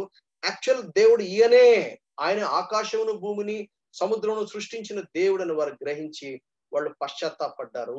కానీ ఇశ్రాయేలులు పశ్చాత్తాపడలా. యాక్చువల్ గా this is a great lesson for them. ఈ మాటలు వింటున్నప్పుడు ఈ మాటలు మీరు ఎవరైనా సరే, నువ్వు ఏ పాపములో కొనసాగుతున్నావో, ఏ పాపానికి బానిసై ఉన్నావో, ఈ పాపపు బానిసత్వం నుంచి నువ్వు విడిపించబడలేవు గనక నిన్ను ప్రేమించిన రక్షకుడు నీ కోసం శిలువలో మరణించాడు. నీకు బదులుగా ఆయన నువ్వు చేసిన పాపానికి రావాల్సిన క్రయాన్ని చెల్లించాడు. నీ పాపం విషయం నువ్వు క్రయం చెల్లించాల్సిన అవసరం లేదు. ఐఎమ్ సారీ అని చెప్పగలిగితే చాలు. యేసు ప్రభువును శిలువకి ఎక్కించింది నీ పాపములే ఆయన చేతుల్లో మేకుల్లాగా పొడవబడ్డాయి. నీ పాపములే ఆయన కాళ్ళలో మేకులాగా పొడవబడ్డాయి. నీ పాపమును బట్టి ఆయన తలకు ముండ్ల కిరీటం పెట్టబడింది. నీ పాపమును బట్టి ఆయన ప్రక్కలో బళ్ళెప్పుడు పొడవబడింది. నీ పాపమును బట్టి ఆయన కల్వరి శిలువలో తన నిర్దోషమైన నిష్కల్మషమైన రక్తం చిందించాడు. రక్తం లేకుండా మన పాపమును క్షమించబడడానికి సాధ్యం కాదు. అయితే నిర్దోషమైన నిష్కల్మషమైన లోక పాపములు మోసుకొని దేవుని గొర్రెపిల్లవలే యేసు ప్రభు కల్వరి శిలువలో ఆయన బలి అయిపోయాడు. ఈ విషయాన్ని నువ్వు గ్రహించి, అయ్యా నేను పాపిని, నా పాపమును క్షమించినంటే యేసు ప్రభు నీ పాపను క్షమిస్తాడు. యేసు ప్రభు నీ బ్రతుకును మారుస్తాడు. అక్కడ మెరైనర్స్ వాళ్ళు విగ్రహారాధికులు, ప్యాగన్స్, వాళ్ళు జీవుల దేవుని నమ్ముకున్నారు. వాళ్ళు దేవునికి బలి అర్పించారు. దేవునికి వారికి ఒక మొక్కుబడి చెల్లించడం జరిగింది. Zona the back sliding prophet 2వ అధ్యాయంలో పశ్చాత్తాపడ్డాడు. దేవుడు దయ చూపించాడు. దేవుని సేవించడానికి మళ్ళీ వెనక్కి వచ్చాడు. అయితే కంప్లీట్ ఒబీడియన్స్ చూపించినట్టుగా మనకు అనిపించట్లా. 4వ అధ్యాయం చూస్తే ఇంకా ఆయనకి ఎంతో ఆయాసం ఉన్నట్టుగా మనకు అర్థమవుతుంది. ఇక్కడ అశూరియలైతే వీళ్ళు తమ చెడు నడతలు కూడా మానుకున్నారు. దేవుడు వారి ఎడల దయ చూపించి వారిని క్షమించేశాడు. ఆయన క్షమించే దేవుడు. ఆయన క్షమించే దేవుడు. 4వ అధ్యాయము, Zona is running against God. దేవునికి వ్యతిరేకంగా. ఎందుకంటే ఇప్పుడు జోనా ప్రిస్టేజ్ గా తీసుకున్నాడు. ఏమని తీసుకున్నాడు? నేను చెప్పాను మీకు దుర్గతి పడుతుందని, వాళ్ళకు దుర్గతి పడాల్సిందే. అయితే దేవుని వాక్యం ఏం చెప్తుంది? నీ శత్రువును నువ్వు ప్రేమించాలి, నీ శత్రువుల కోసం ప్రార్థన చేయాలి, వాడు ఆకలి కొంటే పిలిచి భోజనం పెట్టాలని బైబిల్ చెప్తాంది కొత్త నిబంధనలో. అయితే యోనాకు అది ఇష్టం లేదు. కొంతమంది సేవకులకు అది ఇష్టం లేదు. వాడు నాశనం గాను, వాడు పాడైపోవును, అది వాళ్ళు కోరుకుంటా ఉంటారు. అయితే దేవుడు ఏమంటున్నాడంటే, నేను వాళ్ళ విషయం నేను ఆలోచిస్తున్నాను. యోనా దీన్ని చూసి బహుచింత్రాకారుడే కోపగించుకొని, కోపం వచ్చిందంట యోనాకి. కోపం వచ్చింది. కోపం వచ్చి ఏం చేశాడు? 2వ వచనం 4వ అధ్యాయము, యెహోవా నేను నా దేశమందు ఉండగా ఇట్లు జరుగును అనుకుంటుంది కదా, అందువలన నువ్వు కటాక్షమును, ఏమి దేవుని లక్షణాలండి, నీవు కటాక్షమును జాలియు బహుశాంతమును అత్యంత కృపగల దేవుడివై ఉండి పశ్చాత్తాపడి కీడు చేయక మానుదు అని నేను తెలుసుకుంటుని. ఇక్కడ దేవుని లక్షణాలు అద్భుతంగా ఉన్నాయి చూడండి. మొదటిది ఏంటి? కటాక్షము గల దేవుడు. రెండవది జాలి గల దేవుడు. మూడవది బహుశాంతము అత్యంత కృపగల దేవుడు. నాలుగవది కీడు చేయక మానుకునే దేవుడు.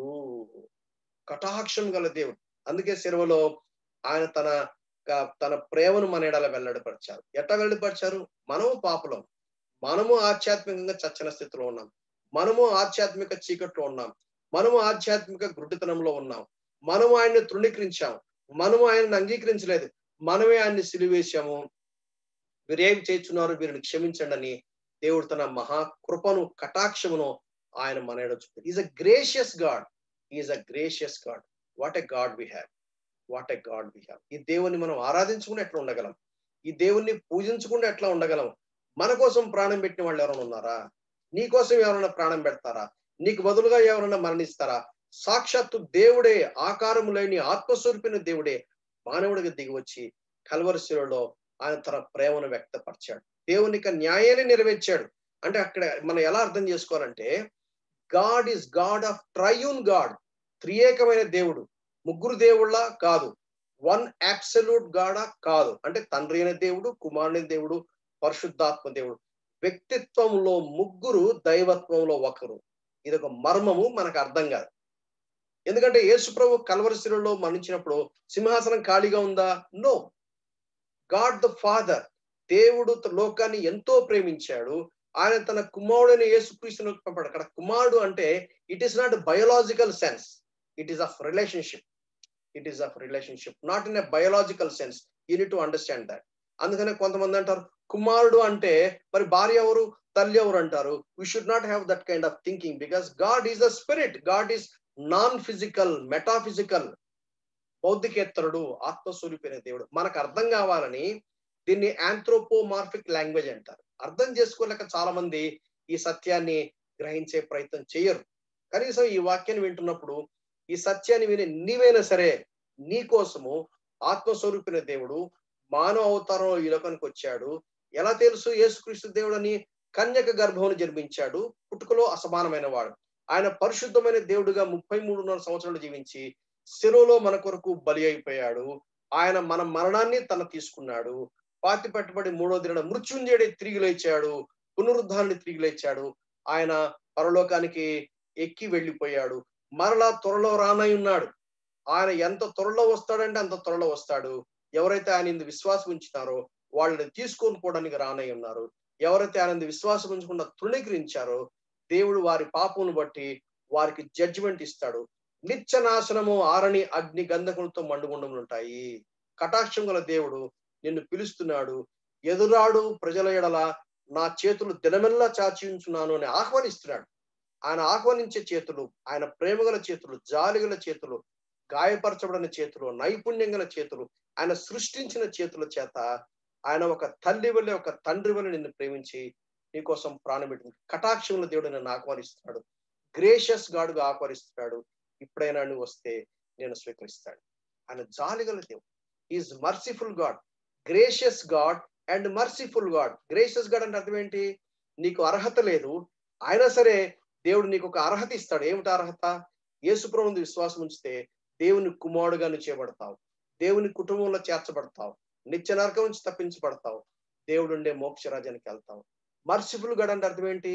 నువ్వు దేనికి అర్హుడవో అది నీ మీదకి రానికుండా చేస్తాడు. అంటే అర్థం ఏంటంటే నీ బుద్ధిహీనత బట్టి, నీ అజ్ఞానాన్ని బట్టి నీ మీద శిక్ష పడాలి.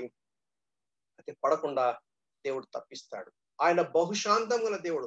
Slow to anger God. అంటే వెంటనే కనుక శిక్షించే పాటితే భూమి మీద ఎవరు ఉండేవాళ్ళు కాదు. భూమి మీద ఉండేవాళ్ళు. ఆయన దీర్ఘశాంతం లైట్ గా తీసుకుంటామా? ఆయన దీర్ఘశాంతం అడ్వాంటేజ్ తీసుకుంటామా? గుర్తుపెట్టుకోండి, దేవుని యొక్క తీర్పు ఖడ్గం మన మీద పడక మునిపే పశ్చాత్తాపడాలి. పడక మునిపే మన ఆయన కృపగల దేవుడు, ఆయన కనికరం గల దేవుడు, ఆయన బహుశాంతం గల దేవుడు. స్లో టు యాంగర్ బైబిల్లో రాయబడింది. నీ కోపము నిమిషం మాత్రం తెలుగు రాయబడింది. యాక్చువల్ గా బట్ ఫర్ ఎ మూమెంట్ అని రాయబడింది ఇంగ్లీష్ లో. బట్ ఫర్ ఎ మూమెంట్, ఒక క్షణము. ఆయన అత్యంత కృపగల దేవుడు. God of great kindness. Why don't you surrender? ఆయన కీడు చేయక, నువ్వు కనుక పశ్చాత్తాపడితే నీకు కీడు చేయకుండా నిన్ను కీడు నుంచి తప్పిస్తాడు. కానీ ఈ అయ్యగారికి అయితే కోపం ఉంది. చాలా కోపంలో ఉన్నాడు. ఫైర్ లో ఉన్నాడు. ఎందుకని ఫైర్ లో ఉన్నాడు? నేను చెప్పిన మాట ప్రకారంగా జరగలేదే. ఇప్పుడు దేవుడు ఆయనకు ఇంకొక పాఠం నేర్పిస్తున్నాడు. కనీసం ఒక పాఠం సముద్రపు అడుగున ఉన్నటువంటి బెడ్ ని టచ్ చేసినా ఇంకా బుద్ధి రాలా. ఈ గొప్ప సోకాళ్ళు సేవకుడికి ఇంకా బుద్ధి రాలా. అందుకని దేవుడు ఏం చేస్తున్నాడు? ఎంత మంచి దేవుడు అండి. ఈయన కోపడుతుంటే దేవుడు అన్న మాట ఏం మాట చూసారా? బ్యూటిఫుల్ వర్డ్స్ ఇది. 3వ వచనం, నేను ఇక బ్రతుకుట కంటే చచ్చుట మేలు. యెహోవా నన్ను ఇక బ్రతకనీయక చంపుమని యెహోవాకు మనవి చేశాను. సూసైడల్ టెండెన్సీ వచ్చేసింది అయ్యగారు. నేను చావడం బెటర్ అంట. అరే, దేవుణ్ణి నిన్ను సేవించమని గొప్ప భాగ్యం ఇస్తే నేను చస్తానంటే ఏం నేను? దేవుణ్ణి నిన్ను సేవించమని గొప్ప భాగ్యం ఇస్తే దేవుని సేవ చేయకుండా నేను ఎందుకంటే వాళ్ళు బాగుపడ్డారు. అరే, వాళ్ళు బాగుపడితే మేలు కదా, సంతోషించాలి కదా. దుర్మార్గులు తమ ప్రవర్తన మానుకున్నారు, దేవుణ్ణి ఎరిగారు, సెలబ్రేట్ చేసుకోవాలి కదా. నేను చచ్చుట మేలు. 4వ వచనం, అందుకు యెహోవా, నీవు కోపించుట న్యాయమా?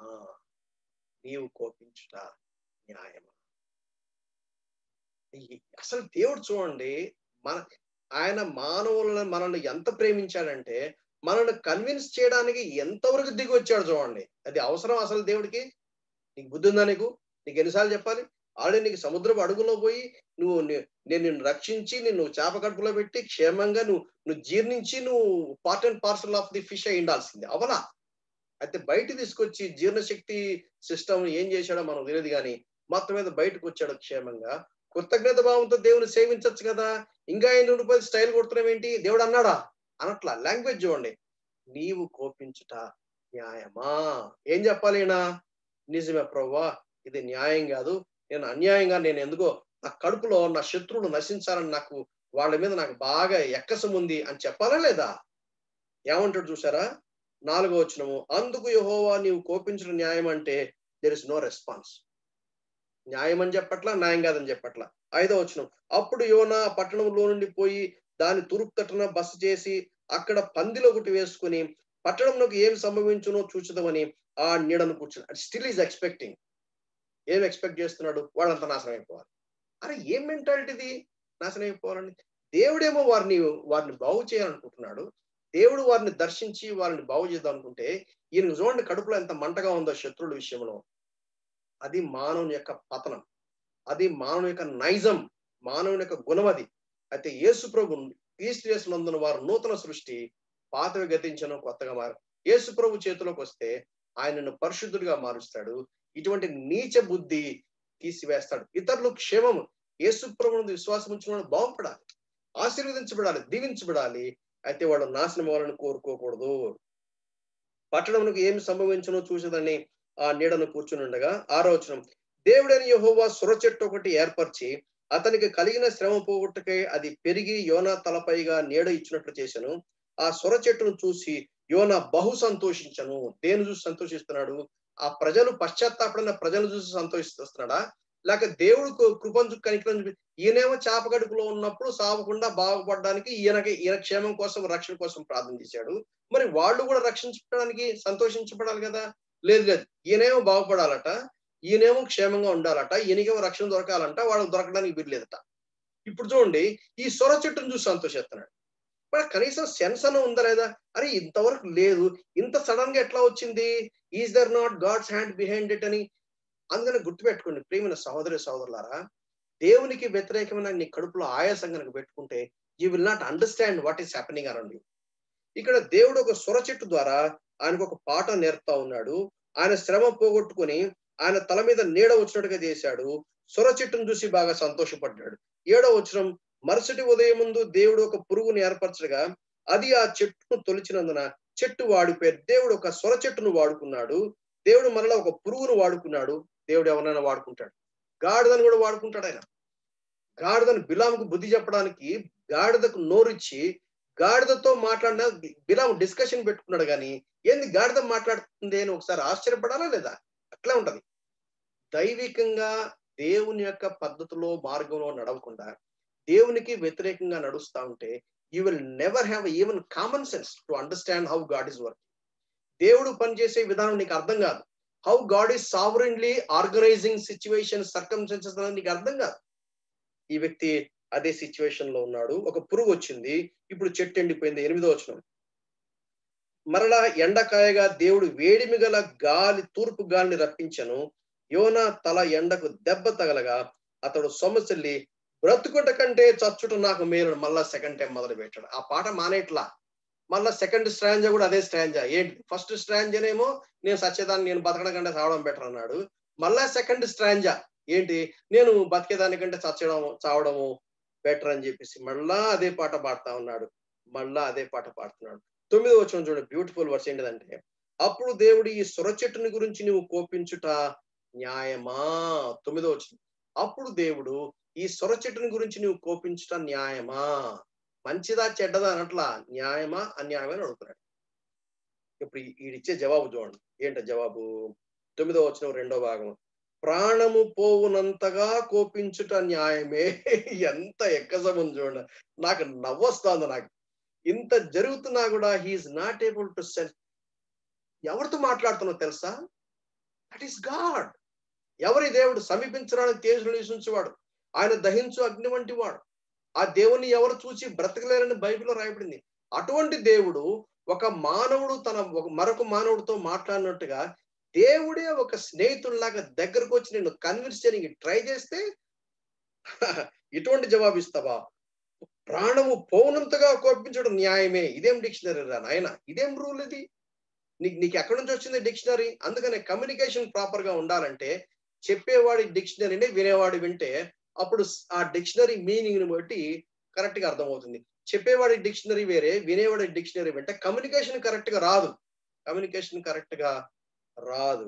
ఇక్కడ ప్రాణం పోవునంతగా అప్పుడు దేవుడు చెప్పినటువంటి బ్యూటిఫుల్ వర్స్ చూడండి. 10వ వచనం 4వ అధ్యాయం, అందుకు యెహోవా నీవు కష్టపడకుండాను పెంచకుండాను ఒక రాత్రిలోనే పుట్టి పెరిగి ఒక రాత్రిలోనే వాడిపోయిన ఈ సొర చెట్టు విషయంలో నీవు విచారపడుతున్నావే.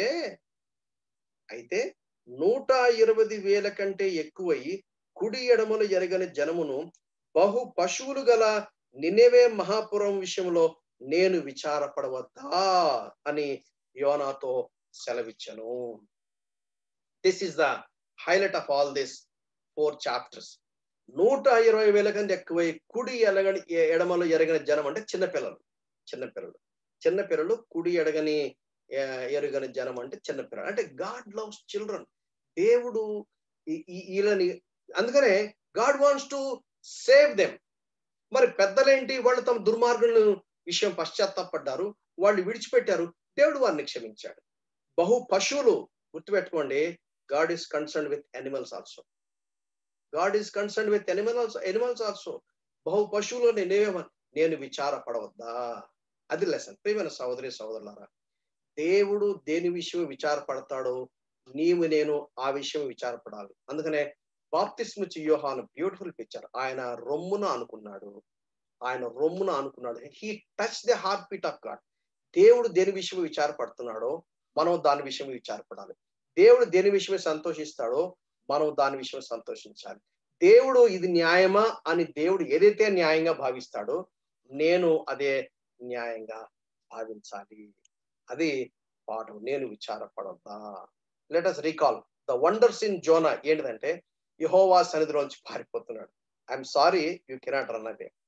గాఢ నిద్రపోయాడు, బ్యాక్ స్లైడ్ గా ఉన్నాడు, గాఢ నిద్రపోతున్నాడు. పోయి లేచి నీ దేవునికి ప్రార్థించుకొని అన్యులతో అది చెప్పించుకుంటున్నాడు. ఇస్ ఆల్ వండర్స్ అనిపిస్తుంది. ఈయన మన గొప్పలు చెప్పుకుంటున్నాడు, నేను భయభక్తులు గలవాడను, నన్ను ఎత్తి పడేయండి, నన్ను ఎత్తి పడేయండి. మెరకల్స్, మైటీ స్టార్, లాట్స్ వేస్తే కరెక్ట్ గా యోనా మీద వచ్చింది. 3 దినాలు మత్స్యం కడుపులో ఉన్నాడు. The great miracle. 2వ అధ్యాయం 10వ వచనం, మత్స్యానికి ఆజ్ఞయంగానే వెంటనే అది లోబడింది. సొర చెట్టు లోబడింది, వామ్ లోబడింది, అయితే ఈయన లోబడలేదు. యాక్చువల్ గా 4th చాప్టర్ ఎండింగ్ యోనా రిప్లై ఇవ్వట్లేదు. యాక్చువల్ రిప్లై ఇవ్వాలి, అన్ఆన్సర్డ్. దాంతో బ్యాక్ స్లైడర్ జోనా 1 దిన ప్రయాణం అంతా దూరం పోయాడు, 3 దినాలకు ప్రయాణం పోలేదు. నేను ఇక బ్రతుకుడు కంటే చచ్చడం మేలంటాడు. 4వ వచనం రెస్పాన్స్ ఇవ్వలేదు. ప్రాణం పోనంతగా కోపించుట న్యాయమే అంటాడు. అయితే దేవుడు ఏమన్నా అంటే, తండ్రి వీరేం చేయించుకుని ఎరగరు గనుక వీరిని క్షమించమన్నాడు. దేవుడు అందరికీ ప్రభు. సృష్టి దేవుడికి లోబడుతుంది. అవిధేయులను తన సేవకును వదిలిపెట్టడు, వారి మీద వర్క్ చేస్తాడు, అవకాశాలు ఇస్తాడు. ఆ అవకాశం కూడా కాదంటే మాత్రం ఖచ్చితంగా they will pay for it. హెచ్చరిక చేయకుండా దేవుడు శిక్షించాడు. పశ్చాత్తాపడితే తప్పనిసరిగా క్షమిస్తాడు. దేవుడు శిక్షించడానికి ఇష్టపడే దేవుడు కాదు, అని చింతిస్తాడు. Our God is a God of missionary God. కాబట్టి సర్వలోకానికి వెళ్ళి సర్వ సృష్టికి మనము సువార్త ప్రకటిస్తాం. తలలో ఉంచండి, కళ్ళు మూసుకోండి, సాధ్యమైతే మోకరించండి.